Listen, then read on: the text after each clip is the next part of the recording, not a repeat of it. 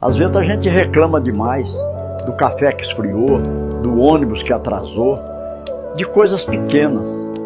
Mas já parou para pensar que tem gente que daria tudo para viver o que você chama de problema? Enquanto você se irrita com detalhes, tem gente acordando sem saber se vai comer hoje. Tem mãe passando fome para ver o filho alimentado, gente lutando por coisas que você já tem e nem percebe. Então, antes de reclamar, respira. Olha ao redor.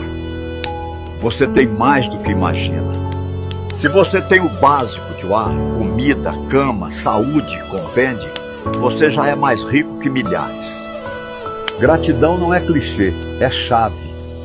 Quem não valoriza o que tem, nunca vai se sentir completo. A felicidade não vem de ter mais, vem de enxergar o que já está nas suas mãos.